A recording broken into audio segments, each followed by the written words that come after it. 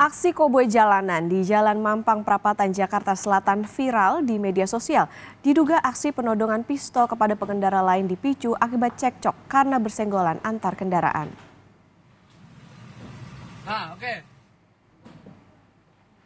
Dalam rekaman video yang beredar di media sosial, terlihat dua pengendara kendaraan roda 4 terlibat cekcok di Jalan Mampang Prapatan, Jakarta Selatan.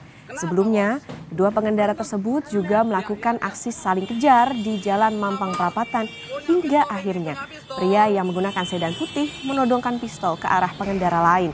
Akibat peristiwa ini, arus lalu lintas sempat mengalami kemacetan karena dua kendaraan yang berseteru sempat berhenti. Ngotot lah gitu, entah siapa yang salah-salah, padahal ya kalau emang secara itu ya tinggal beresin secara kekeluargaan apa gimana, sampai macet panjang kan ke belakang. Cuma adu argumen aja sampai ngejar lampu merah. Sana lampu merah apa, Bang? Pasar. Iya, Bunjit 5. Itu kejar-kejaran terus, nggak ada beresnya. Setelah melakukan penyelidikan dari rekaman CCTV dan memeriksa sejumlah saksi, polisi menangkap pelaku aksi koboi di Jalan Mampang Prapatan, Jakarta Selatan.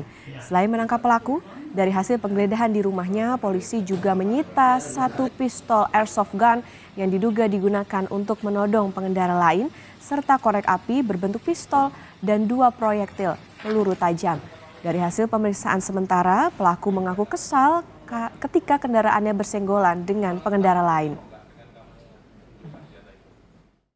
Cekcok antara dua kendaraan, satu berjenis Toyota Etios warna putih, kemudian satu berjenis Toyota Kijang Grand untuk nomor polisi kendaraan. Kami dapat identifikasi, kemudian tim Opsnal Polsek Mampang, tim Reskrim langsung melakukan pengejaran